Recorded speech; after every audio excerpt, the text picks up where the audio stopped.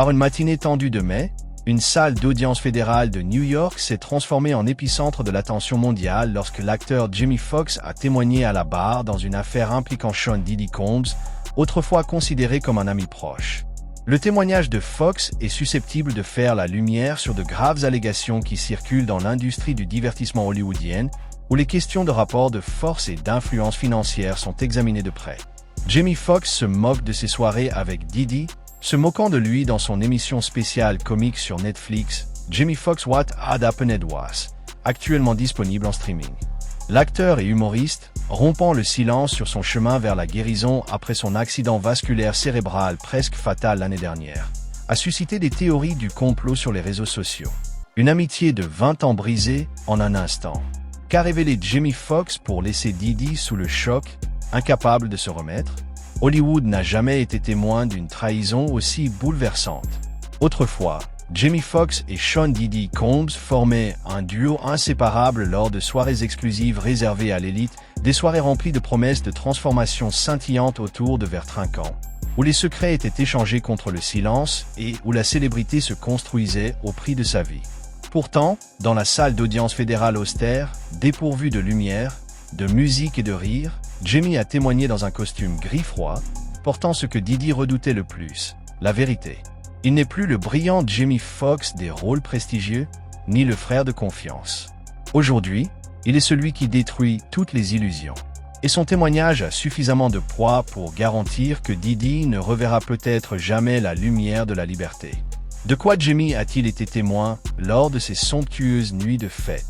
Qu'est-ce qui l'a poussé à se retourner contre le grand frère qu'il a autrefois guidé vers le sommet de la gloire? Et surtout, Jamie est-il la cheville ouvrière d'un complot visant à démanteler l'empire du péché que Diddy a bâti pendant 2 décennies? Ce n'est pas un film, c'est la réalité. Et vous allez entendre des révélations inédites, des secrets que Hollywood a dépensé des millions pour enterrer ces 20 dernières années. À ce moment-là, Jamie Foxx marqua une pause, inspira profondément, son regard balayant la salle d'audience avant de se fixer sur Diddy. Même maintenant, Diddy le fixait, ses yeux plissés flamboyants d'une intensité féroce, comme pour tenter d'intimider Jamie malgré la barre des témoins qui les séparait. Les accusations de traite d'êtres humains, d'extorsion et de violence avaient déjà retenu l'attention du monde entier. Mais personne n'aurait pu prédire que Jamie Foxx, autrefois ami proche, allié et frère de Diddy à leur apogée, serait parmi ceux qui témoigneraient. À son entrée, un silence sourd s'installa dans la salle d'audience. Ses mains tremblaient, ses yeux étaient rouges, mais sa voix résonnait d'une détermination inébranlable. Cette déclaration fit l'effet d'une pierre jetée dans un lac calme, provoquant une onde de choc à Hollywood. Jamie Foxx, autrefois une figure rayonnante aux côtés de Diddy lors de galas extravagants, se levait désormais pour dénoncer celui qu'il considérait autrefois comme un ami. Qu'est-ce qui l'a poussé à tourner le dos? Qu'est-ce qui a poussé une star comme Jamie, avec une carrière prestigieuse, à tout risquer pour la vérité? Je ne voulais juste pas que tu me vois comme ça, mec. Tu sais, je veux que tu me vois rire, m'amuser, faire la fête, faire une blague, faire un film, une émission de télévision. Je ne voulais pas que tu me vois avec un... Tu sais, à force de me taire, parfois les choses dégénèrent. Les gens disent ce que j'ai. Certains ont dit que j'étais aveugle, mais comme tu peux le voir, mes yeux fonctionnent. Mes yeux fonctionnent parfaitement. Et puis, tu sais, quelqu'un a dit que j'étais un clone. Eh bien, regarde ça. Je plaisante. Je ne suis pas un clone, mec, mais je suis sur Terre grâce à des gens formidables. Je suis sur Terre grâce à Dieu, mec. Pour comprendre, il faut remonter à 2004, le moment où Jamie a plongé dans le tourbillon de Diddy et a commencé à comprendre que les fêtes dont des millions de personnes rêvaient étaient, en réalité, une porte ouverte sur l'enfer. J'ai commencé à fréquenter Sean Combs en 2004, invité à côtoyer une icône de la musique, pensant que c'était l'occasion de transformer ma vie, mais je me trompais. Ce que j'ai vu et vécu a été un cauchemar. Sean Combs n'est pas humain, c'est un monstre. En 2004, Jamie Foxx était au sommet de la gloire. Sa performance électrisante dans Ray ne l'a pas seulement ancré au rang de star hollywoodienne, elle a fait de lui un symbole de talent brut et d'ambition inébranlable. Pourtant, sous les projecteurs, Jamie s'est retrouvé piégé dans l'univers de Combs, un royaume de fêtes fastueuses, de pouvoirs sans limite et de crimes sinistres, le tout enveloppé de paillettes et de glamour. Cette fête vaut $1,5 million. J'ai dit, genre, pourquoi? Enfin, qu'est-ce que tu racontes? Il a dit, ça coûte $1,5 million pour organiser cette fête. J'ai dit, oh mon Dieu, j'adore. La fête est géniale. Oui, le maire est là et tout. J'ai dit, mais c'est trop cher. J'ai dit, viens chez moi à Los Angeles, j'organise ta fête pour $400 qui rivalisera avec celle-ci. Il s'est un peu énervé parce que, vous savez, il a dit, et non, je suis connu pour ça. Ne fais pas semblant. Aujourd'hui, dans cette salle d'audience historique, Jamie Foxx se présente, portant le poids de ses cicatrices émotionnelles et armé de preuves irréfutables pour démasquer le vrai visage de Diddy, pas seulement un magnate de la musique, mais un prédateur déguisé en humain, une figure qui a brisé d'innombrables vies, y compris la sienne. Jamie Foxx était un invité incontournable de la célèbre soirée blanche de Diddy et de ses extravagances délirantes, des événements rythmés par la décadence et le danger. C'était un lieu où la musique vibrait de vie, où des contrats de plusieurs millions de dollars étaient conclus et où l'on pouvait côtoyer les titans les plus influents du monde du spectacle. La voix de Jamie tremblait lorsqu'il témoignait au tribunal, ses souvenirs étant vifs et vifs. Être invité par Diddy était le rêve ultime de quiconque, un ticket d'entrée privilégié pour le cercle restreint d'Hollywood. À l'époque, Jamie ressentait une vague de fierté, comme s'il avait atteint le sommet de sa carrière. Mais en seulement 6 mois, ce rêve s'est transformé en un cauchemar atroce. Lors d'une des fameuses soirées de folie de Diddy, organisée au 2e étage de son immense manoir, Jamie et Cassie Ventura, la petite amie de Diddy à l'époque, furent conduits dans une pièce clandestine. J'étais dans un tunnel. Il faisait chaud dans ce tunnel. Est-ce que je me trompe d'endroit? Parce que j'ai regardé au bout du tunnel et j'ai cru apercevoir le diable. Genre, allez. Était-ce parfait? Fini les lumières scintillantes et les rires raffinés de l'élite. À leur place planait une obscurité sinistre, la violence, la drogue, les jeunes femmes contraintes à la soumission et les pilules qui ôtaient tout emprise sur la réalité. J'ai vu Cassie se faire brutalement tabasser par Diddy. Jamie s'est étranglé, la voix chargée d'émotion. Il l'a forcé à être avec d'autres, même moi. J'ai refusé, mais le regard de Cassie était suppliant, me suppliant de la sauver. Je n'oublierai jamais ce regard. Une vague de dégoût a submergé Jamie. Il essaya de se fondre dans la masse, mais chaque soirée le plongeait toujours plus profondément dans la dépravation du monde du spectacle. Le point de rupture survint lorsqu'il vit Diddy agresser Cassie à plusieurs reprises, usant de la violence pour asseoir sa domination. Incapable de supporter cela plus longtemps, Jamie affronta Diddy d'une voix ferme et résolue. « J'en ai marre de ça. Ce n'est pas mon monde. » Rétorqua Diddy avec un sourire narquois glaçant. « Tu crois que tu peux t'en aller comme ça? Tu vas le payer. » Jamie balaya la menace d'un revers de main, la considérant comme une vaine bravade. Il avait tout faux. Fin 2004, une ombre s'est abattue sur la vie de Jamie Foxx lorsqu'Esther Marie Talley, sa grand-mère, celle qu'il avait élevée depuis son enfance, qui lui avait inculqué le courage de poursuivre ses rêves et la force d'affronter tous les défis, est décédée subitement. Dans la salle d'audience de New York, alors qu'il parlait d'elle, la voix de Jamie s'est brisée, les yeux remplis de larmes. Elle était tout pour moi. Elle était ma lumière, celle qui a façonné qui je suis. Au plus profond de son chagrin, Jamie s'est tourné vers Diddy, quelqu'un qu'il considérait autrefois comme un ami, en quête de réconfort. Mais lors d'une rencontre arrosée, Diddy a laissé échapper un rire cruel et a avoué sans ménagement. « Tu crois que ta grand-mère est morte de cause naturelle? Tu pensais pouvoir m'abandonner aussi facilement ?» À cet instant, Jamie s'est figé, son monde s'écroulant.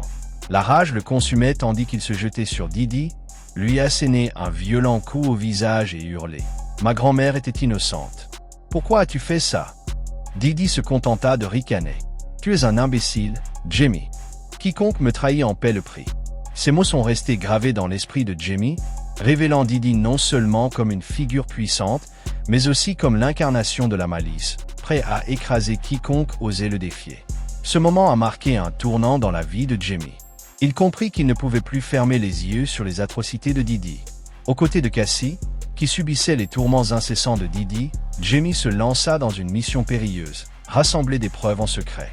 Chaque fragment de document, chaque conversation enregistrée, chaque souvenir obsédant de ces grotesques fêtes de folie devint une arme dans leur arsenal. Jamie comprenait les dangers de ce chemin. Diddy ne reculerait devant rien pour éliminer les menaces qui pesaient sur son empire. Pourtant, nourri par le chagrin de la perte de sa grand-mère, l'indignation face à un tel mal et la compassion pour des victimes comme Cassie, Jamie, d'homme blessé, s'est transformé en guerrier discret, prêt à tout risquer pour obtenir justice. Nous pensions que ce serait le coup fatal. En 2016, Jamie et Cassie décidèrent d'agir. Ils savaient qu'affronter Diddy équivalait à s'engager dans une bataille désespérément inégale, qui n'était pas seulement un individu puissant, mais qu'il était soutenu par un réseau invisible mais redoutable au sein de l'industrie du divertissement. Pourtant, leur foi en la justice et la douleur atroce de ce dont ils avaient été témoins les ont poussés à porter un coup décisif. Ensemble, ils ont diffusé une vidéo accablante, preuve irréfutable montrant Diddy agressant brutalement Cassie dans le couloir d'un hôtel luxueux. La vidéo, montrant le visage crispé de rage de Diddy attaquant sans pitié Cassie, a porté un coup dur à la façade polie qu'il avait si soigneusement façonnée. Jamie a témoigné au tribunal, la voix tremblante sous le poids de ses souvenirs douloureux.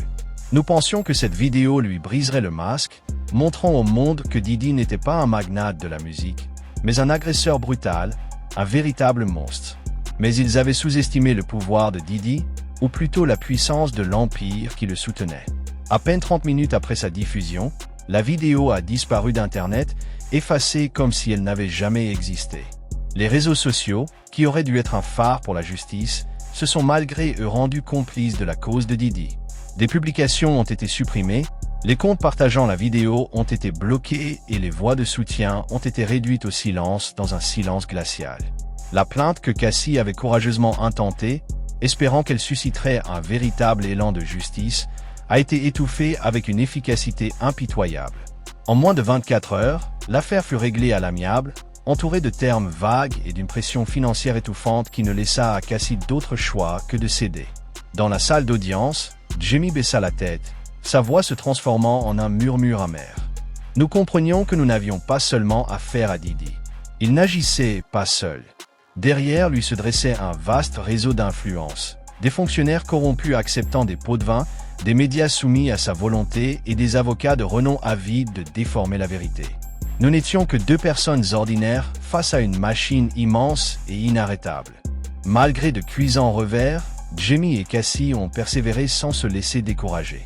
Au cours de cette année suivante, ils ont accumulé sans relâche des preuves, des dossiers de trafic d'êtres humains, de trafic de drogue et d'armes, des pots de vin versés à des fonctionnaires pour dissimuler des crimes, des œuvres caritatives frauduleuses et des rapports détaillant le blanchiment d'argent via des sociétés écrans. Ils opéraient dans l'ombre, pleinement conscients que chaque geste était à la limite de la vie ou de la mort.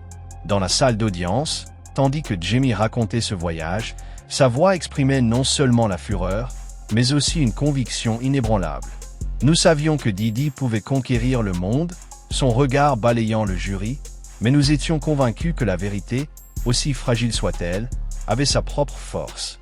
Chaque document, chaque enregistrement, chaque souvenir douloureux que nous avons apporté ici vise à garantir que personne d'autre n'ait à endurer ce que nous avons subi. Diddy est peut-être puissant, mais il n'est pas intouchable, et je suis là pour le prouver. En 2023, après près de 2 décennies passées dans l'ombre de la peur et de la fureur, Jamie Foxx et Cassie Ventura ont décidé de lancer leur contre-attaque finale contre Sean Diddy Combs. Ils ont passé des années à rassembler minutieusement preuves, chaque fragment de documentation, chaque enregistrement secret, chaque souvenir poignant des atrocités commises par Diddy, des agressions brutales au trafic d'êtres humains et au blanchiment d'argent via des organisations caritatives fictives. Dans le cœur de Jamie, la flamme de la justice brûlait plus fort que jamais. Nous savions que Diddy n'était pas quelqu'un à sous-estimer. Jamie témoigna au tribunal, le regard dur mais débordant d'eux. Il avait la richesse, l'influence et tout un réseau pour le protéger. Mais nous étions convaincus que la vérité, aussi fragile soit-elle, avait le pouvoir de le terrasser. Avec la prudence de ceux qui marchent sur la corde raide entre la vie et la mort, Jamie et Cassie se préparaient à tout dévoiler, une mine de preuves suffisamment puissante pour démasquer non seulement Diddy, mais aussi l'immense empire criminel qu'il dirigeait. Ce qu'ils n'avaient pas anticipé, en revanche, c'est que Diddy était au courant de leur plan depuis longtemps. Tel un prédateur aguerri, il avait traqué silencieusement leurs moindres faits et gestes, leur laissant croire qu'ils avaient le dessus. Dans l'ombre, Diddy affichait un sourire narquois, considérant leurs efforts comme une comédie tragique dont il avait déjà écrit le dénouement. Il les laissait prendre confiance, oser rêver de justice, pour finalement leur tendre une embuscade impitoyable au dernier moment, anéantissant tous leurs espoirs. Je pensais être méticuleux. J'ai chiffré tous mes fichiers, sauvegardé toutes mes preuves sur le cloud et utilisé un équipement de surveillance de pointe. J'étais convaincu d'avoir une longueur d'avance sur lui, mais je me trompais. Il savait tout. La veille de la réunion prévue pour finaliser leur plan de révélation des preuves, Diddy et ses hommes de main se sont présentés à la porte de Jimmy, se faisant passer pour des collaborateurs impatients de discuter d'un nouveau projet musical. Jimmy, ayant appris à remettre en question chaque geste de Diddy, était toujours prêt. Glissé dans sa chemise se trouvait un appareil high-tech, une minuscule caméra cachée, cousue sur un bouton, capable de capturer des images d'une netteté exceptionnelle et de les télécharger instantanément sur le cloud. Alors que la porte s'ouvrait, la caméra s'activa, enregistrant chaque seconde. Mais avant que Jimmy puisse réagir, un des hommes de Diddy lui jeta un sac noir sur la tête, tandis qu'un autre lui assena un violent coup de matraque dans la nuque. Jimmy s'effondra, la conscience noyée dans l'obscurité. On le traîna jusqu'à un entrepôt abandonné à la périphérie de la ville, un lieu dépourvu de lumière, empestant la moisissure et imprégné de la présence glaciale de la mort. Là, Diddy attendit, les yeux brillants de la satisfaction glaciale d'un prédateur dont le piège s'est refermé. Il s'approcha, chaque pas résonnant comme le poids du destin. « Tu as osé me trahir, Jimmy » grogna-t-il, la voix pleine de mépris. « Cassie et toi pensiez pouvoir me vaincre. » Diddy lança un assaut impitoyable sur Jimmy, chaque coup frappant avec une force telle qu'il brisait sa détermination. « Tu oses me trahir, Jimmy ? Toi et Cassie pensaient pouvoir me faire tomber » grogna-t-il, la voix pleine de mépris. Il sortit une pilule, se vantant d'être de la neurotoxine X, un poison exceptionnel sorti de son laboratoire secret, capable de déclencher des hémorragies cérébrales et des AVC sans laisser de traces. « Tu seras son premier cobaye », ricana Diddy, les yeux brillants de cruauté. Son acolyte ouvrit la bouche de Jimmy et Diddy y força la pilule. Une caméra cachée capta les mots glaçants de Diddy. « Jimmy, dors bien ». Jimmy s'effondra, convulsé par la toxine qui montait en flèche, faisant monter sa tension artérielle et rompant des vaisseaux cérébraux. Diddy et son équipe l'ont laissé dans l'entrepôt, simulant la scène avec une bouteille de whisky brisée à proximité et imaginant que Jimmy avait causé sa propre mort sous l'emprise de l'alcool.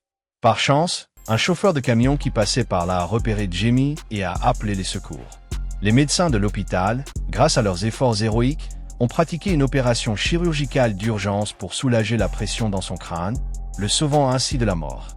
Pourtant, Jimmy a sombré dans un coma profond, son corps fragile cloué à un lit d'hôpital, tandis que les médecins attribuaient initialement l'incident à un accident vasculaire cérébral dû au stress.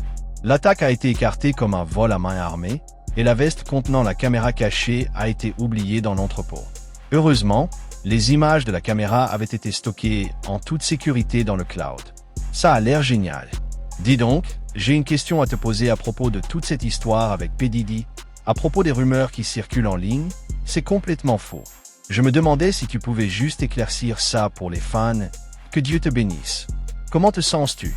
Je me sens bien, je me sens mieux. Alors, les rumeurs d'empoisonnement sont-elles vraies ou non? Je sais que c'est un peu fou. Non? Il veut me tuer. Il est déterminé à me voir mourir. Une fois n'a pas suffi. Lorsque Diddy a appris que Jimmy avait survécu, la panique s'est emparée de lui. Il a dépêché un tueur à gages à l'hôpital où Jimmy se rétablissait, lui administrant une nouvelle dose de neurotoxine X dans sa perfusion, simulant la mort comme une complication de son AVC initial. Mais Jimmy, grâce à son instinct aiguisé, sentit quelque chose d'anormal chez une étrange infirmière qui rôdait dans les environs. Dans un état de semi-conscience, il feignit de dormir, débranchant subtilement la perfusion juste avant que le poison ne coule, et appuya sur le bouton d'alarme. L'assassin prit la fuite, filmé par les caméras de surveillance, mais sans jamais nommer Diddy, les ordres étant passés par un intermédiaire. Une fois lucide, Jimmy reconstitua l'histoire de l'attaque, la voix de Diddy, la pilule, le désespoir étouffant qui régnait dans cet entrepôt. Il contacta Cassie, qui se cachait, esquivant la poursuite incessante de Diddy. Elle lui remit des preuves accablantes, un enregistrement de Diddy discutant de la neurotoxine X avec un chimiste et une liste de sociétés écrans liées à ses opérations. Jimmy a fait appel au détective privé Alex Carter, expert en toxicologie, et a révélé l'existence d'une caméra cachée. Carter a retrouvé la veste de Jimmy dans l'entrepôt et a découvert des images stockées dans le cloud, Des images granuleuses de Diddy, sa voix inimitable lorsqu'il parlait de la neurotoxine X et de son plan pour éliminer Jimmy. En analysant un échantillon des cheveux de Jimmy, Carter a trouvé des traces du métabolite X, confirmant l'empoisonnement. Il a également testé la seringue de l'hôpital, détectant la neurotoxine X, et examiné le tissu de l'entrepôt, identifiant l'odeur particulière de l'eau de Cologne exclusive de Diddy. Un témoin de l'entrepôt se souvient d'un SUV noir, identique à celui de Diddy, filant à toute allure ce soir-là. Jimmy se souvient que Diddy avait un jour lancé une fausse campagne caritative qu'il avait rejetée après avoir repéré des irrégularités dans ses registres financiers, ce qui a incité Diddy à le cibler pour protéger son empire criminel. Avec l'aide de Cassie et Carter, Jimmy a remonté la piste du laboratoire de neurotoxine X jusqu'à une société écran contrôlée par Diddy, renforçant ainsi son dossier en vue du procès. Aujourd'hui, lors de ce procès, Jamie Foxx se présente fièrement, armé d'images de caméras cachées, des enregistrements audio de Cassie et d'une mine de documents compilés avec Cassie pendant 19 ans. Ces preuves ne se contentent pas de démasquer Diddy, elles dévoilent un vaste réseau de corruption qui le protège, des fonctionnaires corrompus, des organisations caritatives fictives et des crimes odieux comme la traite d'êtres humains, le trafic de drogue et le blanchiment d'argent. Au tribunal, l'équipe juridique de Diddy s'est empressée de discréditer le témoignage de Jimmy, le qualifiant de menteur avide de gloire, débitant des histoires pour se venger. Diddy restait impassible, mais son regard glacial semblait percer la menace irradiante de Jimmy. Pourtant, les images de caméras cachées et les documents accablants détaillant ses opérations illicites constituaient une preuve irréfutable, impossible à rejeter. Le public, déjà las de Diddy face à une avalanche d'allégations, a explosé d'émotion. Sur les réseaux sociaux, des hashtags comme Justice for Victims, Diddy Exposed ont afflué, ralliant des millions de personnes à Jimmy et Cassie dans un raz-de-marée de soutien. Mais cette saga va bien au-delà de Diddy et Jimmy. Cela nous force à affronter des questions plus vastes. Où se situe la frontière entre pouvoir et abus? Lorsque des célébrités comme Diddy usent de leur notoriété pour manipuler et dissimuler des crimes, quelle responsabilité portons-nous, nous, le public, qui ressentirons les répercussions de ces révélations? Des victimes comme Cassie, qui ont souffert en silence, pourraient enfin entrevoir la lumière de la justice. Pourtant, ceux qui ont fermé les yeux sur les crimes de Diddy, par peur ou par intérêt personnel, sont désormais confrontés au tribunal de l'opinion publique. Les retombées de cette affaire pourraient ébranler Hollywood en profondeur, révélant les recoins sombres que l'industrie du divertissement a longtemps dissimulés. Le parcours de Jimmy nous offre une leçon puissante. La vérité, aussi douloureuse soit-elle, vaut toujours la peine d'être défendue. Mais cette vérité aura-t-elle la force de renverser un empire protégé par la richesse et l'influence? Et si la justice vacille, que ferons-nous pour protéger les prochaines victimes? Alors que Jamie Foxx quittait la barre des témoins, les larmes coulaient encore sur son visage, mais une lueur d'espoir brillait dans ses yeux. Son combat n'était pas seulement pour lui-même, mais aussi pour Cassie, pour les innombrables victimes anonymes et pour un Hollywood plus juste et plus équitable. Mais cette histoire est loin d'être terminée. Le réseau de pouvoir qui protège Diddy plane toujours, et des secrets plus profonds restent enfouis, attendant d'être découverts. La justice triomphera-t-elle vraiment dans cette affaire? Des survivants comme Jamie et Cassie parviendront-ils à sortir de l'ombre et à retrouver la lumière? Pour continuer à découvrir la vérité et rester informé des prochains rebondissements de ce procès du siècle, abonnez-vous et activez les notifications de notre chaîne. Votre soutien nous permet de produire des vidéos d'enquête approfondies, mettant en lumière les recoins les plus sombres d'Hollywood. Dans notre prochaine vidéo, nous vous dévoilerons d'autres grands noms potentiellement liés au réseau de Diddy. Ne la manquez pas. Donnez votre avis dans les commentaires ci-dessous. Qui, selon vous, sera le prochain à se dresser contre Diddy? Et que pouvons-nous faire pour protéger les futures victimes?